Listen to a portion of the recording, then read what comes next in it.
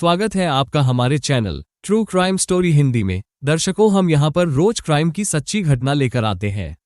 आप पहली बार हमारे चैनल पर आए हैं तो कृपया चैनल को सब्सक्राइब जरूर करें। चलिए शुरू करते हैं आज की सच्ची घटना। उत्तर प्रदेश के फतेहपुर शहर का एक मोहल्ला है मिश्रामऊ। इसी मोहल्ले में राजेश साहू अपने परिवार के साथ रहता था।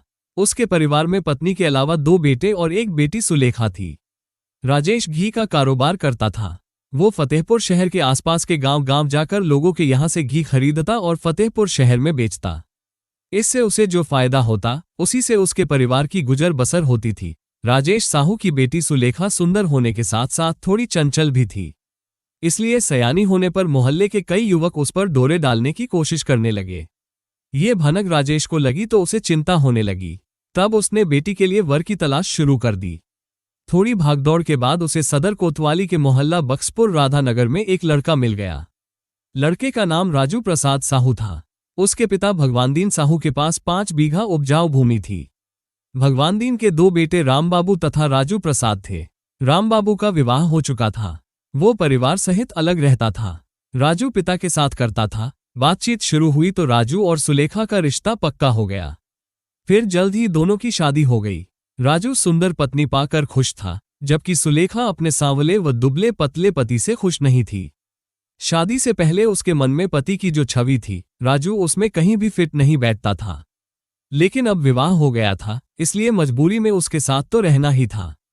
शादी के 3 साल बाद सुलेखा एक बेटी अर्पिता की मां बन गई थी। अर्पिता के जन्म के बाद राजू ने पत्नी की भावनाओं की उपेक्षा करनी शुरू कर दी। जबकि बेटी जन्मने के बाद सुलेखा का रूप और निखर आया था और वह हर रात पति का साथ चाहती थी। राजू थकाहारा शाम को लौटता और खाना खाकर सो जाता। सुलेखा कभी पहल करती तो राजू झल्ला उठता, आज बहुत थक गया हूं, अभी सोने दो। पति की बात सुनकर सुलेखा मायूस हो जाती।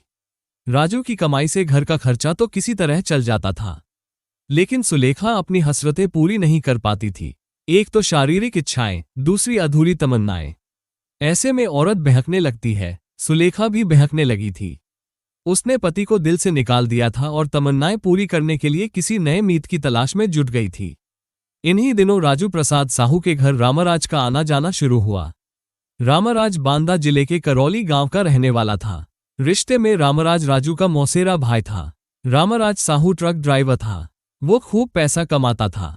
वो स्वयं तो पीता ही था, उसने राजू को भी शराबी बना दिया था। सुलेखा की सुंदरता और चंचलता की वजह से रामराज का दिल उस पर आ गया था। वो जब भी सुलेखा के घर आता, मौका मिलने पर उससे हंसी मजाक करने से नहीं चूकता। सुलेखा भी उससे खुलकर हंसी मजाक करती थी।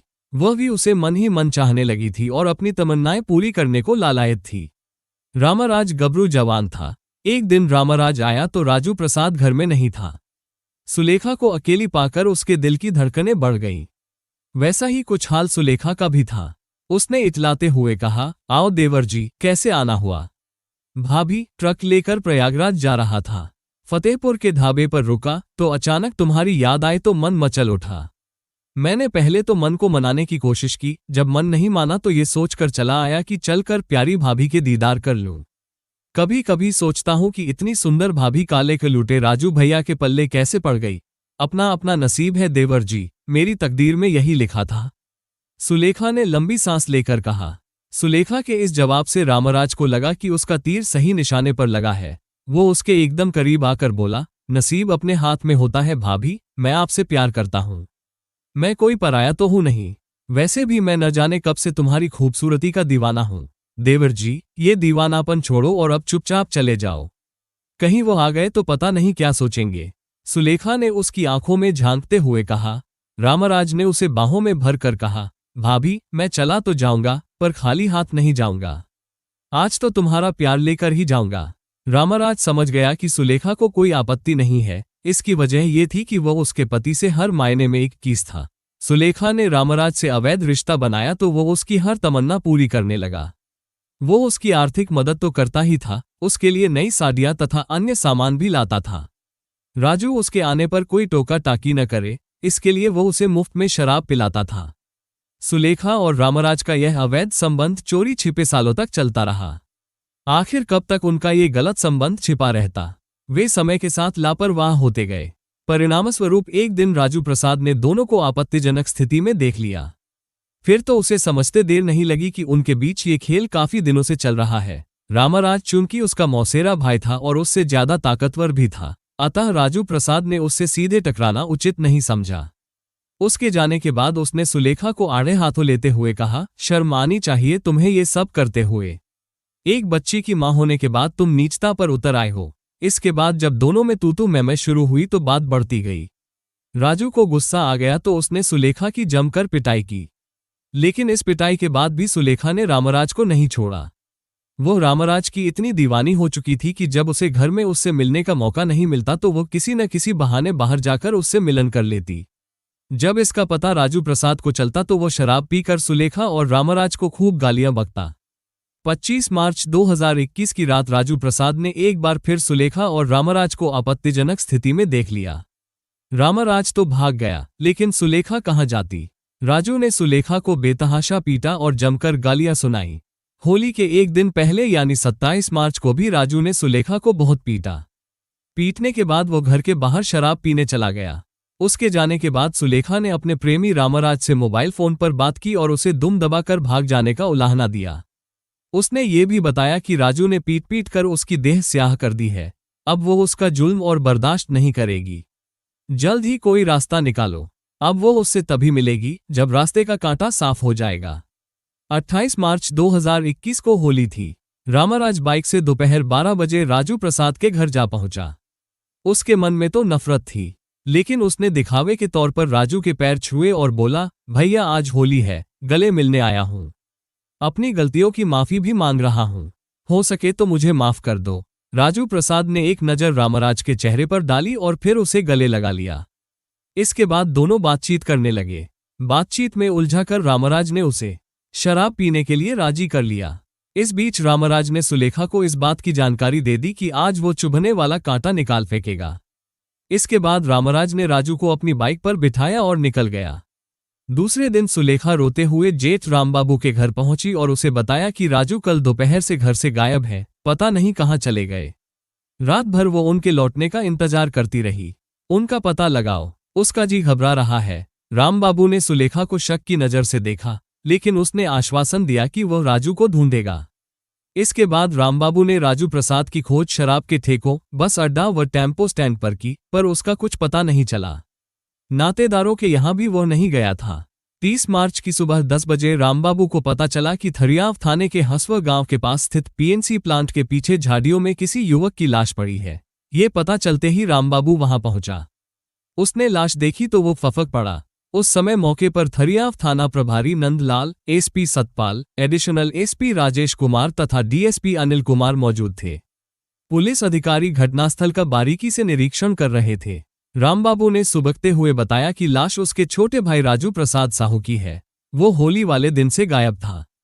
शव की शिनाख्त होने के बाद पुलिस ने शव को पोस्टमार्टम हेतु फतेहपुर भिजवा दिया। इसके बाद एसपी सतपाल ने हत्या का पर्दाफाश करने तथा कातिलों को पकड़ने की जिम्मेदारी एसपी राजेश कुमार को सौंपी।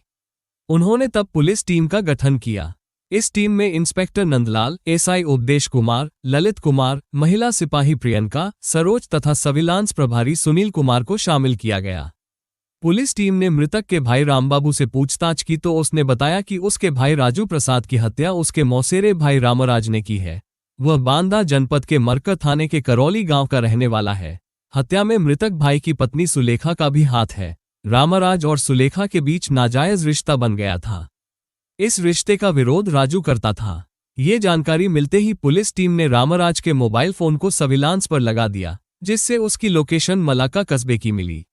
जांच से पता चला कि मलाका में रामराज का दोस्त नीरज पासवान रहता है।